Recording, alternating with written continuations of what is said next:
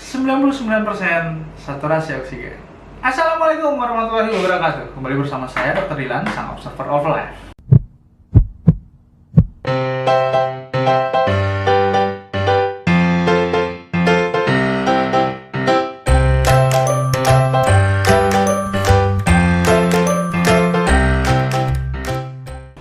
Di video kali ini saya akan membagikan suatu pemaparan terkait dengan penanganan tanpa penenang, mungkinkah? Namun sebelum Anda mendapatkan jawabannya, pastikan Anda sudah subscribe dulu channelnya, like, dan tinggalkan komen, serta bantu share pada orang lain sehingga orang lain akan mendapatkan informasi yang sama seperti yang Anda dapatkan nantinya. Nah, saya akan memulai topik ini dengan memberikan pertanyaan kepada Anda. Ya, pertanyaan begini. Ada nih orang yang mendapatkan warisan dari orang tuanya, berkelimpahan nih warisannya. Tapi karena kemampuannya menghabiskan lebih besar daripada mendapatkan, sifat yang berfoya-foyanya tinggi, maka lama-kelamaan uangnya habis, tidak punya uang lagi. Ya, menderitalah dia. Dia hanya punya kemampuan untuk menghabiskan daripada mendapatkan, jadi nggak ada uang lagi. Ya, menderita. Kira-kira kalau Anda di posisi yang ingin memberikan bantuan kepada orang ini, apa yang Anda akan berikan? Pertama, Anda berikan dia subsidi terus-terusan, sehingga kebutuhannya terfasilitasi lagi. Namun, dia tidak diprioritaskan untuk merubah perilaku foya-foyanya. Yang kedua, Anda berikan nasihat. Kamu jangan gini terus, kamu harus berubah. Tapi tetap juga memberikan subsidi. Ya, jadi subsidinya diberikan sebulan sekali. Jadi ketemunya sebulan sekali. Jadi setiap sebulan lah dievaluasi, dinasihati, dinasihati. Atau yang ketiga, ya setiap hari ketemu dia, tapi terus dimotivasi, dibimbing, tapi tidak disubsidi. Kamu harus bangkit, kamu harus belajar bertanggung jawab pada apa yang kamu buat, apa yang kamu dapatkan, terima. Nah, sekarang saya akan bimbing kamu untuk bangkit, belajar untuk disiplin, belajar untuk mandiri, belajar untuk bertanggung jawab pada diri sendiri. Ya, upgrade ilmumu. Jangan ajarkan dia untuk menjadi mental pengemis. Bimbing dia hari demi hari terus untuk bangkit. Berikan dia suatu kemampuan skill baru, sehingga dari skillnya itu dia bisa punya jasa, dan jasanya itu bisa dimanfaatkan dia untuk menaikkan taraf hidupnya. Ya. Nah, ada 3 pilihan. Anda mau melakukan yang mana untuk orang ini? Berikan subsidi terus-menerus, berikan subsidi sekali sebulan, kemudian Anda nasihati dia sekali sebulan. Yang ketiga, Anda bimbing dia hari demi hari, Anda berikan dia skill sehingga dia bangkit dan dia bisa berkarya kembali. Anda mau yang mana? Nah, ketika saya berikan pertanyaan ini ke Facebook saya, maka mayoritas akan menjawab nomor 3, walaupun ada beberapa yang nomor 2.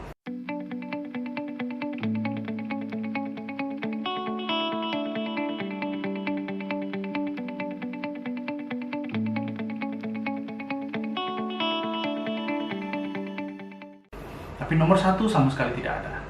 Nah, itulah pertanyaan awal saya kepada Anda. Karena itulah yang akan saya jadikan suatu topik pembahasan ke depannya.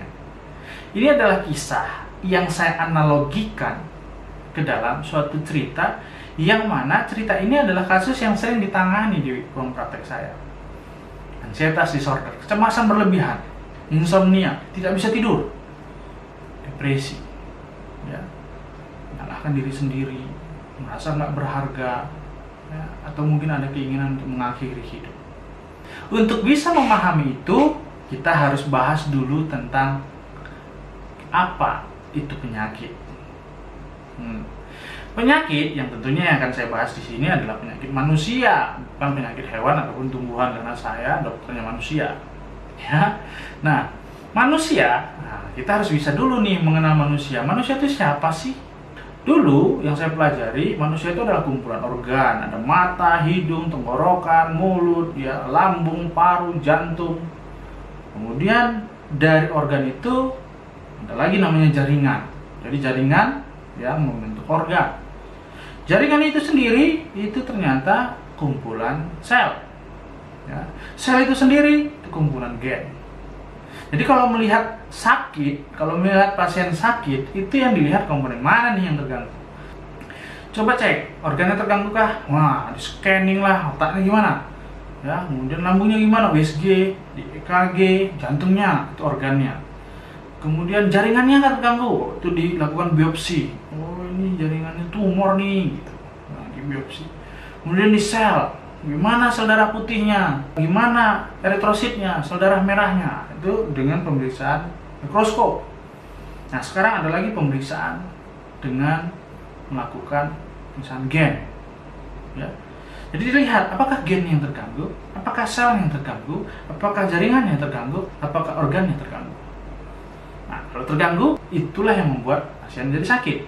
Kalau kita sudah ketemu sumbernya di mana, maka perbaiki. Dulu saya memahaminya sampai sebegitu. Oh, ternyata ya semakin banyak baca, ya semakin tahu. Walaupun juga semakin banyak yang nggak tahu. Ya, pemahaman sampai di situ tidak cukup. Manusia itu tidak bisa hanya dilihat dari sudut pandang yang berhenti di gen. Ya, di buku yang saya baca itu, manusia itu adalah kumpulan dari yang tampak dengan yang tidak tampak. Yang tampak itu memang sampai di gen, kita bisa melihat, oh, ya, dari pemeriksaan, ya, inilah gen.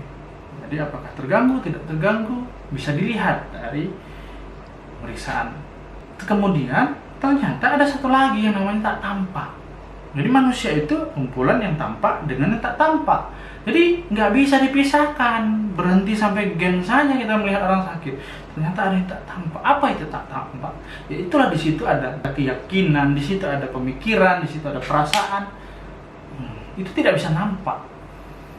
Jadi bukan berarti yang tidak nampak itu tidak ada. Sama seperti sekarang, kalau Anda menelepon orang lain, ya hanya modal pulsa. Anda menelepon tempat Anda dan telepon pasangan Anda yang jauh dari tempat Anda, itu menggunakan apa? Ya, telekomunikasi itu menggunakan apa? Sinyal. Nah, sinyal itu ada nggak? Nampak? Ada kan? Tapi tidak nampak. Jadi bukan berarti yang tidak nampak itu tidak ada. Nah, sama, manusia juga begitu ternyata. Yang tidak tampak itu bukan berarti tidak ada. Pikiran itu ada. Perasaan itu ada, ya. Tapi memang tak tampak. Nah, inilah yang harus kita pahami. Manusia itu kumpulan tampak dan tak tampak. Jadi melihat orang sakit tidak bisa ternyata. Kita melihat sampai gen saja, ternyata bisa kita lihat. Sakit ini ada nggak? Ya, dari pemikirannya. Oh, bisa ya? Oh, bisa. Yuk, kita lihat.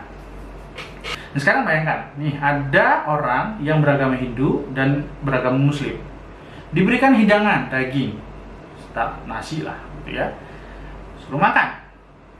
Ya, setelah makan baru diberitahu, ya, Anda yang orang Hindu, kepada orang Hindu nih, Anda tahu nggak yang barusan Anda makan tadi adalah daging sapi. Itu juga kepada yang Muslim, kamu tahu nggak makanan yang baru Anda makan tadi adalah daging babi. Kira-kira apa yang terjadi? Hah? Iya, pencernaannya langsung tidak enak, mual, muntah. Saya pernah dapat kasus begitu, pasiennya sudah berhari-hari muntah-muntah saja. Ya, sudah dikasih obat lambungnya, ya, yang terbaik pun, ya, yang terkini lah katanya, obat lambung terkini, terupdate. Enggak juga. Kenapa? Karena sumbernya bukan pada organ, bukan organ lambungnya yang sakit, tapi iya, beliefnya.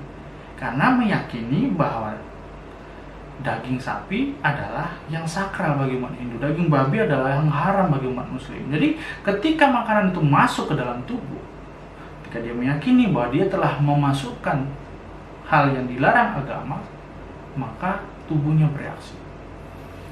Jadi reaksi tubuh yang muncul bukan karena gangguan organ, bukan karena gangguan sel, bukan juga gangguan gen, tapi iya disebabkan karena beliefnya yang terganggu. Ya, paham ya? Nah, sekarang pada kasus kecemasan berlebihan, pada kasus depresi, pada kasus insomnia, kebanyakan itu juga yang dijumpai penyebabnya karena keyakinan yang error. Pada kasus-kasus anxiety disorder, kalau Anda sudah melihat vlog saya sebelumnya, saya ada membuat grup upgrading mental power. Itu dulunya hipotesa saya, dan sekarang saya sudah makin meyakini hipotesa itu, bahwa orang yang mengalami Orang yang mengalami kecemasan berlebihan pasti punya beban masalah yang terakumulasi di masa lalu. Bisa sekali beban yang tapi emosinya yang sangat intens, atau yang ini emosinya tidak begitu intens tapi sering. Jadi sehingga terakumulasi. Ya. Jadi kenapa bisa mengakibatkan kecemasan berlebihan? Kecemasan berlebihan itu terjadi karena dia mengalami perasaan terancam. Kok dulu aku berani, sekarang aku nggak berani? Ya dulu dia punya mental power yang cukup tinggi, sehingga stimulusnya itu tidak membuat dia merasa terancam. Tapi karena dia mengalami beban masalah yang terus-menerus terakumulasi, sehingga mengakibatkan mental powernya drop. Ketika mental power drop, dia akan merasa stimulus yang sebelumnya bukan menjadi ancaman, sekarang menjadi ancaman. Itulah yang mengakibatkan cemas. Dulu aku sendiri nggak ada masalah, sekarang aku sendiri aku takut. Suamiku pergi, tinggalkan rumah, dia kerja, aku cemas.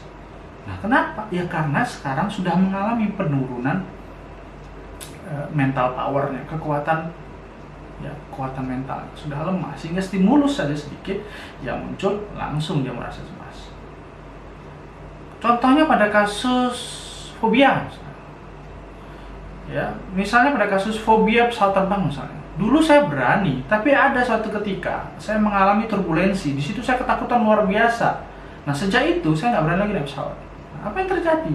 Ya, jadi dia mengalami penurunan mental power. Stimulusnya di pesawat itu dianggapnya suatu ancaman. Dan dia punya pengalaman masa lalu yang buruk, yang intensitasnya mengalami emosi yang sangat tinggi saat itu. Nah itu satu contoh kasus yang stimulusnya dengan emosi yang tinggi. Tapi ada juga yang kasusnya kecil-kecil emosinya, tapi berlarut-larut. Ya kasus sama istrinya terus saja berkelahi, kemudian terus saja sedih, saja kecewa saja dengan pasangannya, kemudian dengan kantornya misalnya, selalu ditekan sama atasan. Ya, jadi beban-beban itu mengakibatkan mentalnya drop, sehingga mengakibatkan dia memiliki keyakinan bahwa stimulus yang datang adalah ancaman, sehingga reaksi tubuhnya menjadi cemas. Ya, sehingga reaksi tubuhnya menjadi sulit tidur, sehingga dia meyakini bahwa akulah yang salah, aku ini tak berharga, aku ini tidak merasa pantas hidup, aku ini mau mengakhiri saja semuanya dengan bunuh diri. Nah keyakinan itulah yang keliru. Jadi keyakinan itu mengakibatkan reaksi tubuh. Nah itulah pengalaman saya. Kemudian kalau kita bicara solusi, kita akan bicara pada contoh soal yang saya bagikan tadi.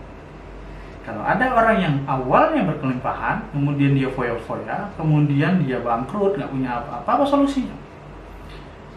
Ya, menurut saya memberikan subsidi bukan solusi. Menurut saya untuk kasus ini, kalau orang mengalami kecemasan berlebihan, orang mengalami insomnia, orang mengalami depresi karena beban yang dihadapi, maka solusinya bukan penenang. Kenapa? Karena penenang itu tidak merubah keyakinan, tapi dia mengatasi simptom yang muncul karena kesalahan dalam keyakinan negatif tadi. Dia meyakini dia akan mengalami ancaman tapi tak mampu untuk dilawan. Dia meyakini bahwa dia adalah orang yang paling bersalah dalam hidupnya. Dia meyakini bahwa mengakhiri hidup adalah solusi bagi dia, karena dia nggak mau hidup dalam masalah. Nah, keyakinan itu tidak diselesaikan dengan penenang. Belum ada jurnal yang saya baca dengan dia mengkonsumsi penenang keyakinan orang berubah. Apalagi kasus COVID juga. Saya pernah dapat kasus orang yang mengalami positif COVID, dia nggak bisa tidur, dia cemas berhari-hari. Kenapa? Karena dia meyakini dia akan meninggal karena COVID. Ya, terus kenapa kalau meninggal, saya tanya? Ya kalau saya meninggal, saya banyak dosa. Nah, dia meyakini dengan dosanya dia akan merana di hari akhirat. Nah, keyakinan itulah yang mengakibatkan dia cemas, keyakinan itulah yang membuat dia insomnia. Tidak ada bukti yang mengatakan bahwa dengan memberikan penenang, terus keyakinannya berubah. Ya iya, kalau terus-terusan dikonsumsi, dia menjadi terganggu. Kalau dia makan penenang, dia tenang. Tapi keyakinannya masih ada. Nah, habis dosisnya, maka cemas lagi. Makan lagi, cemas lagi. Penenang tidak merubah keyakinan orang. Penenang hanya mengatasi simptom yang muncul karena kesalahan dari keyakinan itu. Jadi apa yang harus dilakukan? Ya, kalau menurut saya sama seperti mayoritas jawaban yang diberikan di status Facebook saya. Ya, berikan bimbingan. Dia harus bertanggung jawab bahwa apa yang terjadi pada dirinya itu karena kesalahan dia sendiri dalam menciptakan keyakinan di dalam dirinya. Anda harus bertanggung jawab pada diri Anda. Anda harus mau untuk berubah. Ini jalannya. Ya, Anda harus bisa kembali ke masa lalu, berdamai dengan masa lalu, berdamai dengan diri sendiri, mencintai diri sendiri, menatap optimis masa depan, harus mampu untuk memilah mana yang dipermasalahkan, mana yang mencarikan solusi. Karena masalah ada hanya karena kejadian yang Anda permasalahkan sendiri. Anda yang bertanggung jawab pada masalah yang Anda ambil. Karena tidak semua kejadian harus dipermasalahkan. Anda yang mempermasalahkan. Anda yang mempermasalahkan, Anda yang harus mencari solusinya. Ya, jadi dibimbing dia untuk keluar dari keyakinan-keyakinan negatif. Itulah outcome-nya, itulah solusi utamanya kalau menurut saya. Jadi dibimbing sampai dia keluar dari keyakinan negatif itu. Nah, caranya bisa banyak. Kalau saya dengan hipnoterapi, saya kembalikan dia masa lalunya. Saya kemudian bisa diberikan dengan mindfulness, bisa diberikan EFT, bisa diberikan NLP. Ya, kalau saya gabungkan di grup Upgrading Mental Power, kemudian saya bimbing. Ya, jadi apa yang harus dilakukan? Tujuannya adalah belief-nya berubah. Ya, jadi saya tidak memberikan penenang, tapi dia menjadi ketergantungan dengan penenang, tapi sumbernya tidak dibereskan. Dia selalu tergantung pada perubahan hasil, tapi tidak memperbaiki proses. Ya sama aja, besok-besoknya dia menjadi tergantung dengan penenang. Obatnya saja adalah adiktif, ditambah lagi pemikirannya yang membuat bahwa dia selesai masalahnya dengan penenang. Tadi makin membuat dia sulitlah keluar dari penenang itu.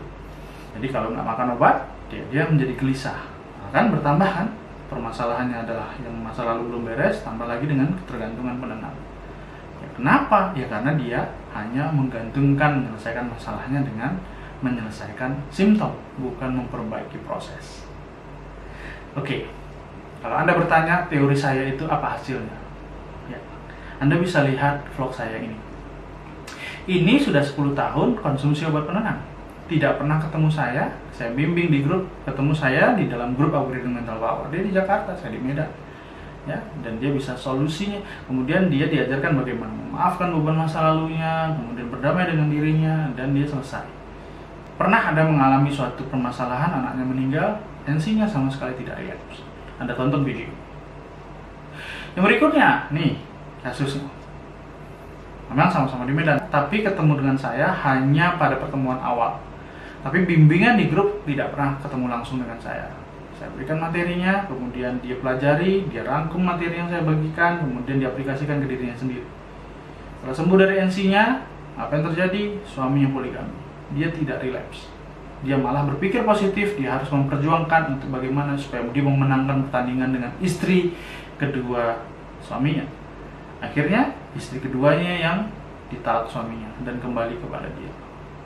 Jadi dia sama sekali tidak relapse dan cara berpikirnya menjadi berdaya. Kemudian ini 10 tahun kena anxietas, tak pernah mau makan obat. Dengan bimbingan selesai.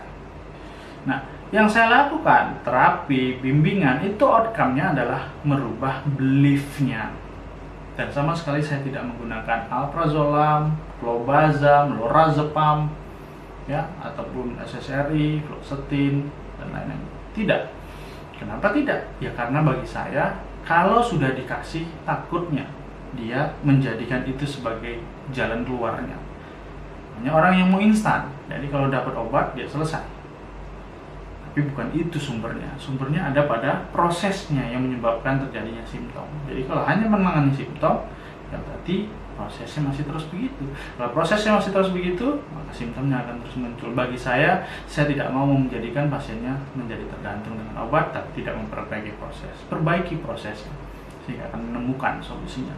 Jadi Anda sudah tahu ya, teorinya bagaimana, dan kemudian bukti yang saya tunjukkan kepada Anda bagaimana. Cuman memang untuk beberapa kasus, untuk berhasil menggunakan perubahan mindset, ya, bimbingan tadi itu tidak memang berlaku ke semua orang. Bagi orang yang sudah drug mindset, jadi sikit-sikit harus dengan obat, namanya sakit, berobat, makan obat. Nah, itu memang nggak berhasil dengan penanganan yang saya lakukan. Ya, kemudian orangnya yang memang saat itu sedang dipengaruhi oleh pikiran negatifnya. Jadi sulit menerima masukan. Jadi kalau kita bicara gelombang otaknya yang sudah di gamma gitu ya. Sedangkan yang bisa diberikan arahan kan gelombang otaknya ketika berada di beta. Jadi ketika digamar, itu memang pada saat awal tidak bisa diberikan saran untuk melakukan perbaikan pola pikir, itu memang harus diawali dengan pemberian penenang. Jadi kalau dikatakan mungkinkah, jawaban saya untuk kondisi tertentu, tapi untuk kondisi yang lain memang harus perlu diawali dari penggunaan penenang. Tapi ingat, penenang bukan sebagai solusi utama. Dia hanya sebagai membantu meredakan simptom, bukan proses. Baik ya, jadi kita ambil kesimpulannya. Ya, yang pertama yang harus kita pahami bahwa manusia itu adalah kumpulan yang tampak dan tak tampak. Jadi kalau melihat ada orang sakit, perhatikan dari yang tampaknya mungkin, atau mungkin dari yang tak tampak. Karena manusia itu adalah kumpulan tak tampak dengan tampak. Kalau hanya melihat dari yang tampak saja, berarti itu menganggap manusia seperti jasad hidup, kan nggak gitu. Tapi juga harus dilihat, jangan juga semua dilihat dari yang tak tampak. Itu berarti manusia dianggap seperti makhluk astral, jadi kayak hantu gitu ya. Jadi manusia itu ya kumpulan tampak dan tak tampak. Carilah penyebabnya, apakah memang organnya, jaringannya, selnya, ya, atau gennya. Tapi jangan berhenti di situ, cari lagi apakah juga ada gangguan di beliefnya. Ya. Nah, setelah ketemu baru dicari. Ya. Apakah sumbernya karena stres, apakah gangguannya karena hormon, apakah gangguannya karena sel, dan lain-lain. Jadi penanganan harus berdasarkan kepada sumber. Oke, jadi kalau ansietas, depresi, atau insomnia itu memang kebanyakan punya faktor beban masa lalu yang belum teratasi. Dan itulah yang mengakibatkan timbulnya keyakinan negatifnya. Keyakinan negatifnya memberikan dampak kepada reaksi tubuhnya. Nah, reaksi tubuhnya diselesaikan dari membereskan keyakinannya. Baik, semoga bermanfaat. Sampai ketemu di vlog selanjutnya.